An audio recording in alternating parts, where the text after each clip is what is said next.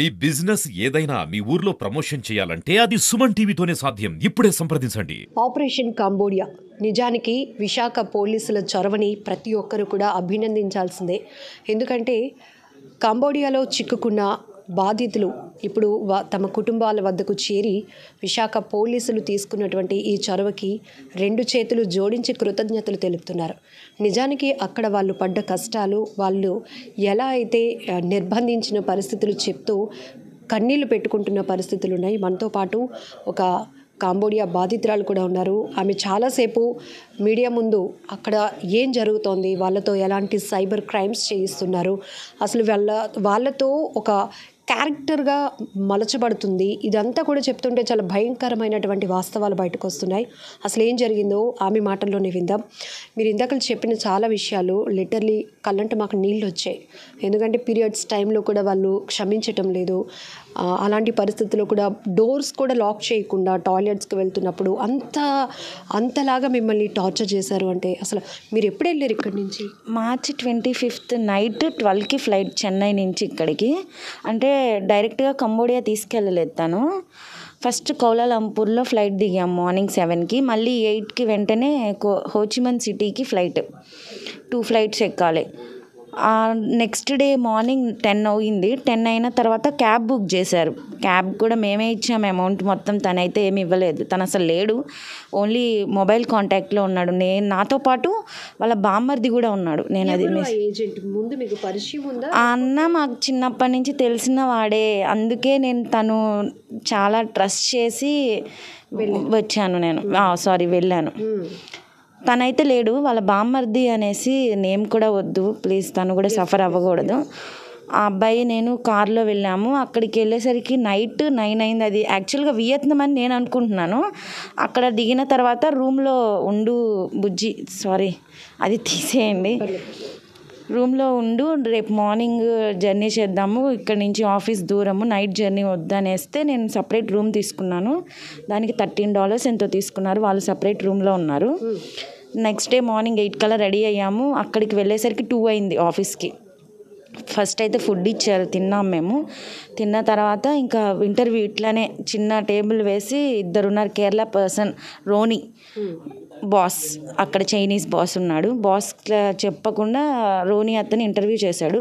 నేను అడిగాను ఇంగ్లీష్లో వర్క్ ఏంటి సార్ అని అంటే చెప్పాడు, వర్క్ ఆటోమేటిక్గా మీకే అర్థమైపోతుంది, ఒక 7 డేస్లో 10 డేస్ ట్రైనింగ్ ఉంటుంది, ప్రాబ్లం ఏం లేదు, జస్ట్ సిస్టమ్ వర్క్ వచ్చి టైపింగ్ వస్తే చాలు అన్నాడు. నాకు అప్పుడు డౌట్ వచ్చింది, అన్న కాలింగ్ అన్నాడు కదా, ఇతను ఏంటి సిస్టమ్ వర్క్ అంటున్నాడు, సరే చూద్దాం ఒక 10 డేసే కదా అన్నాను. అన్నకి వెంటనే కాల్ చేస్తే కాల్ లిఫ్ట్ చేయలేదు. సో సరే ట్రైనింగ్ అన్నారు కదా, అప్పటికి పాస్పోర్ట్ తీసుకోలేదు. Second day morning passport hand over చేసుకున్నారు. నేను అడిగాను, నాకు ఇంకా 10 డేస్ ట్రైనింగ్ ఉంది కదా, నేను ఇవ్వను అంటే పాస్పోర్ట్ ఇస్తేనే ఆ ట్రైనింగ్ ఇస్తామని చెప్పారు. ఓకే అని చెప్పి సరే అందరూ ఇస్తున్నారు, నాతో పాటు వచ్చిన వాళ్ళు అందరూ అలా చేసిన వాళ్ళే. సరే ఏముందిలే, అన్న తెలిసిన వాడు మనకి ఇట్లా ఎందుకు చేస్తాడనేసి పాస్పోర్ట్ ఇచ్చేసాను. 3 డేస్ ట్రైనింగ్ అయింది. వర్క్ తెలిసిపోయింది నాకు, ఫస్ట్ డేనే తెలిసిపోయింది. ఇట్లా ఇన్స్టాగ్రామ్లో ఒక మంచి అమ్మాయి, ఫేర్ అమ్మాయి పిక్ తీసుకొని తన సెల్ఫీస్ అన్నీ స్టోర్ చేసుకోవాలి. స్టోర్ చేసుకున్న తర్వాత మనకి టెలిగ్రామ్స్ ఐడీస్ క్రియేట్ చేసుకోవాలి, డేటింగ్ యాప్స్ డౌన్లోడ్ చేసుకోవాలి, మనకి యాపిల్ ఫోన్స్ ఇస్తారు, క్రియేట్ చేసుకోవాలి. డేటింగ్ యాప్స్ యాపిల్ మొబైల్స్ ఇస్తారు మనకి, చిన్న ఈ స్టార్టింగ్ యాపిల్, నాకు ఆ సిరీస్ కూడా తెలీదు, 4-5 ఇస్తారు. ఒక్కొక్క దాంట్లో సిమ్ వేసేసి టెలిగ్రామ్ ఐడీస్ ఎన్ని కావాలంటే అన్ని క్రియేట్ చేసుకోవటం. ఆ ప్రొఫైల్ మన ఇష్టం, ఎన్ని ప్రొఫైల్స్ కావాలంటే అన్ని ప్రొఫైల్ పిక్స్ అనమాట, మంచి ఫేర్ ఉన్న అమ్మాయిల పిక్స్, ఎన్ని క్యారెక్టర్స్ అయినా మన ఇష్టం, అది మన మైండ్ సెట్ని బట్టి క్యాపబిలిటీ, మన మైండ్ పవర్ ఎంత. ఎందుకంటే ఒక్కడికి వేరే ప్రొఫైల్ని షేర్ చేయకుండా ఆ క్యాపబిలిటీని బట్టి చేసుకోవాలని చెప్పారు. సరే ఏంటి వర్క్ ఇలా ఉంది, మరి ఏం చేద్దాం అని అన్నకు ఫోన్ చేస్తే, 1 మంత్ చూడమ్మా, నచ్చకపోతే నేను వేరే దాంట్లో పెడతాను, కాలింగ్ దాంట్లో అన్నాడు. సరే అని చిన్న బ్రేక్ అండి. ఇప్పుడు మీరు అంటున్న ఈ అన్న ఈ పనే అక్కడ చేయాల్సి వస్తుందని మిమ్మల్ని పంపించాడా? అతనికి కూడా నాలెడ్జ్ లేదు? అతనికి ఉంది. అతనికి నాలెడ్జ్ లేకుండానే నాకన్నా ముందు చాలా మందిని పంపించాడు కదా. నాకన్నా ముందే విజయవాడ అబ్బాయి ఉన్నాడు, మంగళగిరి అమ్మాయి ఉంది. సో ఇంకా నాకు తెలియకుండా ఉండే ఉంటారు మేబీ. ఎందుకంటే నేను 2 months స్పెండ్ చేశాను, ఎవరితో ఏం మాట్లాడేదాన్ని కాదు. ఎందుకంటే వాళ్ళ లాంగ్వేజ్ నాకు రాదు. బట్ ప్లస్ నాకు నచ్చలేదు నాకు వాళ్ళ బిహేవియర్. డ్రగ్స్ తీసుకుంటారు, సంథింగ్ ఏదో తీసుకొని నములుతూ ఉంటారు. నాకు ఆ స్మెల్ నచ్చక వామిటింగ్స్ అయ్యాయి. సో నాకు ఎవరితో బాండింగ్ ఎక్కువ లేదు. ఓకే. సో వర్క్ స్టేషన్లోనే వీళ్ళు డ్రగ్స్ తీసుకోవడం అంతా లిఫ్ట్ ఉంటుంది మేడం. లిఫ్ట్ దగ్గరే జెంట్స్ అందరూ స్మోక్ చేస్తారు, డ్రగ్స్ తీసుకుంటారు, అన్నీ అక్కడే. ఈవెన్ లేడీస్ వస్తున్నారని వాష్రూమ్స్ దగ్గర నుంచి కూడా జరగరు. అలానే మొత్తుగా చూస్తారు వాళ్ళు లేడీస్కి వెళ్ళి. బట్ నన్నైతే ఎప్పుడు ఏమీ కదిలించలేదు. మనం అలా అబద్ధం చెప్పకూడదు. నన్నైతే వేరే రకంగా ఏం చూడలే. బట్ ఆ డ్రగ్స్ టైంలో ఆ ఫీలింగ్ అట్లా ఉందని మనకు అనిపిస్తుంది. నాకు చాలా భయం వేసేది. ఒకటి ఫేస్ కూడా చేశాను నేను. నైట్ 1కి రూమ్లో వాటర్ రావట్లేదు, రూమ్లో ఎవరు లేరు. రూమ్లో యాక్చువల్గా ఎవరు రారు. 12 అయిపోయిన తర్వాత రూమ్కి ఎవరు రారు. 3 దాకా కింద స్విమ్మింగ్ పూల్ దగ్గర వెళ్ళి అందరు రిలేషన్స్ ఉంటాయి కదా, మాట్లాడుకుంటూ ఉంటారు. నేను ఒక్కదాన్నే రూమ్కి వెళ్ళి ఫ్రెష్ అయ్యి అక్కడ ఉన్న వాళ్ళతో తెలుగు వాళ్ళు కూడా మింగిల్ అయిపోతారు, కలిసిపోతారు. ఎందుకంటే అలవాటు అయిపోతారు. పబ్బులకి వెళ్తారు, అవుటింగ్ తీసుకుంటారు, బాస్తో కొలాప్స్ అవుతారు. అదే మెయింటైన్ చేస్తారు బాస్తో. మినిమం 30-25 ఈ ఏజ్ వాళ్ళే ఎక్కువ. 40 అంతే, అంతకు మించి పైన ఉండరు లేడీస్. మగవాళ్ళు ఉంటారు 45 అట్లా.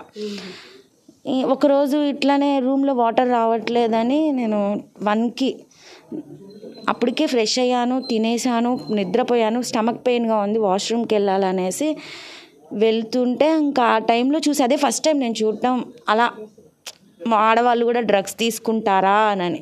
నేను వెళ్ళిన 1 monthకి లిఫ్ట్ దగ్గర, వాష్రూమ్ దగ్గర అన్నీ ఒకే చోట మేడం. ఆఫీస్ దగ్గర లిఫ్ట్, ఎదురు పక్కన వాష్రూమ్స్ అనమాట.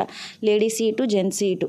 అక్కడ ఇద్దరు కూర్చున్నారు, కదలటం లేదు. ఇట్లా చూస్తారు, అట్లా చూస్తారు, సీరియస్గా చూస్తారు. అమ్మ ఆ రోజు చాలా ఫేస్ చేశాను. ఎవరికి చెప్పాలో తెలియలేదు.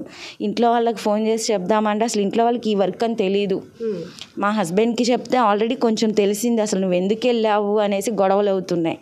ఎవరికి చెప్పాలో తెలియలా. ఇంకా అట్లానే ఫోన్ లైట్ వేసుకొని వెళ్ళేసి వచ్చా. అది ఒకటి ఫేస్ చేశాను నేను బాగా. ఇంకోటి డేట్ టైంలో నేను మంత్లీ 2 అయ్యాను అక్కడ. ఆ ఫుడ్కో ఆ ఓవర్ హీట్కో తెలీదు.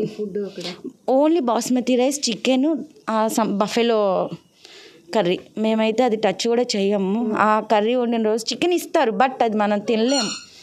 ఓన్లీ రైస్ విత్ వాటర్ తినేదాన్ని నేను. వెళ్ళిన 2 months నేను మ్యాక్సిమం ఫుడ్ స్కిప్ చేసేదాన్ని. ఆకలేసినప్పుడల్లా ఇక్కడ నుంచి తీసుకెళ్ళిన బిస్కెట్స్, లేదంటే అక్కడ హాట్ వాటర్ మెషిన్ ఉంటుంది, కాఫీ ప్యాకెట్స్ కొనుక్కునే వాళ్ళం. ఆ కాఫీ ప్యాకెట్స్ కొనుక్కొని బిస్కెట్స్ తిని అలా అలవాటే ఆ ఫుడ్ లేకపోవటం వల్లే నాకు హెల్త్ కండిషన్ చాలా సీరియస్ అయింది. బ్లడ్ లాస్ అయిపోయింది, 6%కి పడిపోయింది. ఇవన్నీ చెప్పినా వాళ్ళు పంపించలా. ఫైనల్గా ఒక నైట్ 12కి ఎందుకో కిందకు వచ్చాను నేను. మా పిల్లలతో మాట్లాడతాను. రూమ్స్లో సిగ్నల్స్ ఉండవు, వైఫై. మీకు వర్క్ స్టేషన్లో ఫోన్స్ ఇస్తారా? ఇవ్వరు. అసలు టచ్ చేసినా ఫైన్ వేస్తారు. అసలు వీడియో కాల్స్ ఎలవ్ లేదు. మనం ఒకవేళ మన ఇంట్లో వాళ్ళతో మాట్లాడాలన్నా ఫైన్ వేసేస్తారు. చూస్తే కంపల్సరీగా ఫైన్ వేస్తారు. ఒక 5 minutes లేట్ అయినా ఫైన్ వేస్తారు. వర్క్ చేయకుండా కాసేపు చేతులు ఇట్లా అనుకుంటున్నా ఫైన్ వేస్తారు. ఇట్లా బాడీ రిలాక్స్డ్గా పెట్టినా ఫైన్ వేస్తారు. ఏది చేసినా తప్పే వాళ్ళకి. అది పూర్తిగా మీ మైండ్, మీ నాలెడ్జ్ అంతా కూడా అటెన్షన్ పెట్టాలి. స్ట్రిక్ట్గా కూర్చోవాలి. వాళ్ళకి మనం బానిస లాగా అంతే. ఇప్పుడు రోజుకి ఏమైనా టార్గెట్ ఇచ్చి అది రీచ్ అవ్వకపోతే మీకు ఎట్లాంటి? రోజుకి టార్గెట్ అని కాదు. ఫస్ట్ మంత్ $800 ఇస్తామని చెప్తారు. సెకండ్ మంత్ 800 ఇస్తామంటారు, కానీ ఇవ్వరు. నాకు తెలిసి ఒక్క రీఛార్జ్ అన్నా చేయాలి. రీఛార్జ్ అంటే కస్టమర్ దగ్గర నుంచి మనం అమౌంట్ చేసుకోవాలా. అది చేయకపోతే మంత్లీ 200 డిడక్ట్ అవుతూ ఉంటాయి. అలా లీస్ట్కి $100 కూడా అవ్వచ్చు. ఇప్పుడు మీరు చెప్పారు ఒక ఫేక్ ప్రొఫైల్. మన కెపాసిటీ బట్టి మనం ఎన్నైనా మేనేజ్ చేయొచ్చు. ఒక్కరికి తెలియకుండా ఒక ప్రొఫైల్తో చాటింగ్ అనేది. ఎక్కువగా టార్గెటెడ్ పీపుల్ ఎవరికి మిమ్మల్ని ఒక రకంగా తెలుగు భాష చెప్పాలంటే వల వేయమని మీకు చెప్తా ఉంటారు. ఎవరు మీకు కనెక్ట్ అవుతూ ఉంటారు? Rich kids, divorced people. Okay. అది ఏమంటారు, ఏజ్ పర్సన్స్, 50 years 45 years వాళ్ళు వాళ్ళ వైఫులతో మెంటల్గా సపరేట్ అయిన వాళ్ళు, ఫిజికల్ రిలేషన్షిప్ లేని వాళ్ళు, వాళ్ళు ఎక్కువ ఇంట్రెస్ట్ చూపిస్తారు. వాళ్ళ చాటింగ్లో తెలిసిపోతుంది వాళ్ళు రిచ్చా కాదా, వాళ్ళ వర్క్ ఏంటి అనేది మనం ముందు ఇంట్రొడక్షన్లో అడుగుతాము. అడిగిన తర్వాత ఇట్లా మనం అడుగుతాం, మీ వైఫ్ ఎలా ఉంటారంటే నా వైఫ్కి నాకు కనెక్షన్ లేదు, మేము డివోర్స్డ్ అని. అట్లా ఆటోమేటిక్గా వాళ్ళే చెప్పేస్తారు. అంటే మీరు ఒక అమ్మాయి, ఈ అమ్మాయి నాకు కనెక్ట్ అయింది, సో ఒక ట్రస్ట్ ఫండ్ నడుస్తుంది కాబట్టి నేను అన్ని షేర్ చేసుకుంటే తను నాకు ఆఫర్ చేస్తుంది అన్నది. అంతే అంతే 7 days ఇస్తారు మేడం. దానికి మనకు ఒక బోర్డు ఇస్తారు, బోర్డులో ఎక్స్ప్లెయిన్ చేస్తారు. First day introduction, second day ఇది, థర్డ్ డే ఇది, ఫోర్త్ డే ఇది, ఫిఫ్త్ డే మనీ వేయించాలి, సిక్స్త్ డే వాడి దగ్గర నుంచి మనం ఇంకా వేయించాలి అనేది ఒక టార్గెట్ అనమాట. 7 days ప్రాసెస్ అది. అట్లా ఇప్పుడు కస్టమర్ నుంచి మనీ వేయించడం అంటున్నారు, రీఛార్జ్ అని మీరు అంటున్నారు. ఏంటది అంటే ఒక పర్సన్ నుంచి ఎంత అమౌంట్ ఎట్లా చేసుకుంటారు? ఇప్పుడు ఇట్లా మనం బాగా రిలేషన్షిప్ మెయింటైన్ చేసుకున్న తర్వాత నేను ఇట్లా ఏమంటారు సెకండ్ ఇన్కమ్ కింద ఇట్లా బిజినెస్ చేస్తున్నా నేను. నీకేమన్నా ఇంట్రెస్ట్ ఉందా, దాంట్లో నాకు చాలా మంచిగా ఇన్కమ్ వస్తుంది, నీకు ఇంట్రెస్ట్ ఉంటే నేను గైడ్ చేస్తా అని చెప్తే ఒక ఫస్ట్ డే ఓకే అని కొంతమంది ఇంట్రెస్ట్ చూపించి అప్పుడే అవ్వచ్చు, లేదంటే 2 days తర్వాత స్కిప్ చేసి అడగొచ్చు. ప్రాసెస్ అనమాట. నేను గైడ్ చేస్తా, కస్టమర్ కేర్ కాల్ చేస్తారు, అది ఇది అని మనం సో ఏదో ఒకటి చెప్తాం. వాడు మన ఇన్స్ట్రక్షన్స్ ఫాలో అయ్యి లాగిన్ పాస్వర్డ్ చెప్తూ ఉంటే వాడు లాగిన్ చేస్తాడు, అకౌంట్ క్రియేట్ చేస్తాడు, అకౌంట్లో మనీ వేస్తాడు ఐఎన్ఆర్గా. ఇవి ఇంకా టీమ్ లీడర్ తీసుకొని అవి $US చేంజ్ చేసుకొని అది ఇంకా తర్వాత నాకు ఆ వర్క్ తెలియదు. ఎందుకంటే నేను ఒక్క రీఛార్జ్ కూడా చేయలేదు. మన ఇండియా డబ్బులు నేనైతే ఎవరికి షేర్ చేయలే, చైనీస్ వాళ్ళకి. నేను లాస్ అయ్యి వచ్చాను అంతే. సో ఇక్కడ మీకులాగే చాలామంది ఇండియన్ అమ్మాయిలు ఉన్నారు, వాళ్ళు మళ్ళీ మన ఇండియన్ పీపుల్ని టార్గెట్ చేస్తున్నారు. మొత్తం ఆర్థికంగా మనల్ని దెబ్బ కొట్టాలి అనేది ఇక్కడ ఒక పెద్ద ముఠాగా నడుస్తోంది అని కూడా మీరు ఇందాక ప్రెస్ మీట్లో చెప్పున్నారు. సో అమ్మాయిలు ఒకవేళ అక్కడ కల్చర్కి ఎడిక్ట్ అవ్వడం కానీ బాగా ఎర్న్ చేస్తున్నాం కాబట్టి ఈ పని బాగానే ఉంది అనుకునే వాళ్ళు ఎట్లా ఉంటారండి? వాళ్ళు చక్కగా ఏమంటారు పార్లర్కి వెళ్తారు, వీక్ ఆఫ్ ఉంటుంది, monthly second Saturday, fourth Saturday 6 నుంచి నైట్ 12 వరకు డ్యూటీస్ అనమాట. ఆ టైంలో వాళ్ళు మిడ్ నైట్ వెళ్ళి పబ్బులకి వెళ్ళి పార్లర్కి వెళ్ళి ఫేర్గా తయారై వస్తారు. సో వాళ్ళకి ఆటోమేటిక్గా కల్చర్ అలవాటు అయిపోయింది, అది ఇష్టం, వాళ్ళు ఎంజాయ్ చేస్తారు వర్క్. అది సో వాళ్ళు ఎంతవరకు హై ఎండ్గా ఎర్న్ చేస్తారు మేడం? $2,000 పర్ మంత్ ఒకళ్ళకి $4,000 పర్ మంత్కి. నేమ్స్ కాదు, వీళ్ళిద్దరు కాలర్సే అనమాట. వాళ్ళకి యాక్చువల్గా ఇంతకుముందు $800 శాలరీ, ఇప్పుడు కాలింగ్ పెట్టుకున్నారు సపరేట్గా. ఇంక ఏం చాటింగ్ చేయరు వాళ్ళు. ఒక చిన్న రూమ్ ఇస్తారు, ఒక సోఫా ఇస్తారు వాళ్ళకి. ఆ సోఫా మీద కూర్చుంటే ఎవరెవరికి కాల్స్ కావాలో ఇట్లా మేము ఉంటాం కదా స్టాఫ్, వాళ్ళ దగ్గరికి వెళ్ళి కాల్స్ చేయించుకుంటాం. ఫర్ ఎగ్జాంపుల్ నాకు హిందీ రాదు, హిందీ కాలింగ్ వెళ్ళి తన దగ్గరికి వెళ్ళి మాట్లాడాలి. అప్పుడు మాట్లాడినందుకు తనకి $2,000 శాలరీ అనమాట, డాలర్స్ శాలరీ. ప్లస్ ఈ కస్టమర్ కనుక తనకి రీఛార్జ్ చేసి మనీ ఎర్న్ చేస్తే తనకి పర్సంటేజ్ ఇస్తారు.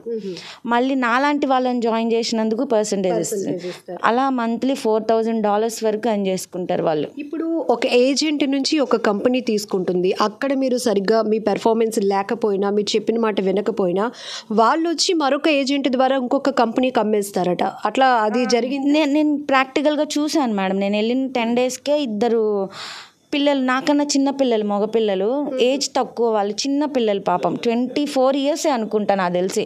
వాళ్ళు వచ్చి 10 days అవుతుందంట. ఇక్కడ బాగాలేదు అని మరి ఏమో నాకైతే సరిగ్గా తెలీదు. వాళ్ళనైతే వేరే కంపెనీకి అమ్ముతున్నామని మటుకు గూగుల్ ట్రాన్స్లేటర్ చెప్పడం విన్నా నేను ఇంగ్లీష్లో. అది మటుకు పక్కా కన్ఫర్మ్. అది అమ్మినట్టు కూడా అగ్రిమెంట్ కూడా చేయించుకున్నారు వాళ్ళు. ఇంకా వాళ్ళ ప్రమేయం లేదు, ఏం లేదు. తీసుకెళ్ళిపోవడం, అక్కడ వేయటం, అక్కడ వర్క్ చేయకపోతే డార్క్ రూమ్లో వేసేయటం. మిమ్మల్ని అంటే మీరు అతి తక్కువ టైం అని చెప్తున్నారు, మిగతా వాళ్ళతో కొంత బాండింగ్ ఉంది అక్కడ. వాళ్ళని ఎలా వేధించేవారు, ఎలా ట్రీట్ చేసేవాళ్ళు? చెప్పింది చేయకపోయినా టార్గెట్ రీచ్ తిడతారు మేడం, లాంగ్వేజెస్ అర్థం కాకుండా తిడతారు, ఫైన్ వేస్తారు, శాలరీ కట్ చేస్తారు. మగవాళ్ళని కొడతారు, అంటే లేడీస్ మీద దెబ్బ వేయలేదు, మగవాళ్ళని కొడతారు, కంపల్సరీగా కొడతారు మగవాళ్ళని. బెదిరిస్తారనమాట, మిమ్మల్ని పంపించము, 1 year అగ్రిమెంట్ అయినా కానీ మిమ్మల్ని పంపించాం, మేము ఇక్కడే ఉంచుతాం మీరు వర్క్ చేయకపోతే అని. మెయిన్ ప్రాబ్లం ఏంటంటే అందరూ అక్కడికి వెళ్ళిన వాళ్ళు ఫైనాన్షియల్గా సపోర్ట్ లేని వాళ్ళే. డబ్బులు ఇప్పుడు వెనక్కి వెళ్ళిపోతే నా పిల్లలు ఎట్లా, నా వైఫ్ ఎట్లా అనే ఆలోచనతో అక్కడ తప్పదనేసి వర్క్ చేస్తున్న వాళ్ళు. కష్టంగా అయినా ఇష్టంగా ఉంటున్నారు, తప్పదు. కొంతమందికి మనీ వస్తున్నాయి, కొంతమందికి రావట్లేదు, ఇంకా మనం ఏం చేయలేము. విశాఖ పోలీసులు చాలా పెద్ద స్ట్రింగ్ ఆపరేషన్ చేశారని చెప్పొచ్చు, బాధితుల్ని తీసుకొచ్చారు. సో ఆ రకంగానే మీరు కూడా ఇంకా అక్కడ మీ లైఫ్ అయిపోయింది అనుకున్న తరుణంలో వైజాగ్ పోలీసులు తీసుకున్న చొరవ కావచ్చు, ఈ ఆపరేషన్ ఎంటైర్ ఆపరేషన్లో మీరు ఫ్యామిలీకి 100% సార్ వాళ్ళ హెల్ప్ లేకుండా అయితే ఏం జరగదు. కానీ సార్ చాలా మంది వదిలేసారా అక్కడ ఇంకా అసలు లేదు మేడం. కోమా స్టేజ్కి అని చెప్పిన తర్వాత లెగ్ వీక్నెస్ వచ్చేసి ఫింగర్స్ నడవటానికి కూడా కష్టంగా ఉంది. అయితే నా ఫ్రెండ్ ఒక అతను, నా క్లోజ్ ఫ్రెండ్ అంటే ఇంకా ఎక్కువే, నా చిన్నప్పటి నుంచి నాతోనే ఉన్నాడు. తను నాకు హెల్ప్ చేశాడు, తనే నన్ను గైడ్ చేశాడు. హైదరాబాద్ ఎయిర్పోర్ట్ వరకు తనే గైడ్ చేసుకొని తెచ్చుకున్నాడు నన్ను. అక్కడి నుంచి నన్ను ఇంటి దగ్గర డ్రాప్ చేశాడు. ఫైనలీ ఒక్క మాట చెప్పండి, చాలామంది ఇక్కడ కాకుండా వేరే చోట మనం ప్రాంతంలో జాబ్ చేస్తున్నామంటే ఎక్కువ సంపాదించవచ్చని, లేకపోతే కుటుంబానికి కూడా చెప్పుకోలేని పరిస్థితులు ఉంటాయని మీరే చెప్తా ఉన్నారు. కానీ వాళ్ళు వేరే ఇతర దేశాల్లో పనిచేస్తున్నారు, బాగా సంపాదిస్తున్నారు, వాళ్ళకేంటి అనుకునే రోజులు. మీరు ఒక్కటే సింగిల్గా ఏం చెప్తారు ఎవరికైనా? ఇందాక సేమ్ రిపీట్ మేడం, నా దగ్గర అయితే వర్డ్ లేదు. మన ఇండియాలో ఉండి 10,000 శాలరీ వచ్చినా మన ఫ్యామిలీతో, మన హస్బెండ్తో, మన పిల్లలతో హ్యాపీగా ఉంటాం. చాలా గ్రేట్. అసలు వేరే కంట్రీస్కి వెళ్ళకుండా ఎవడో చెప్పేది విని అసలు మోసపోవద్దు, అంతే.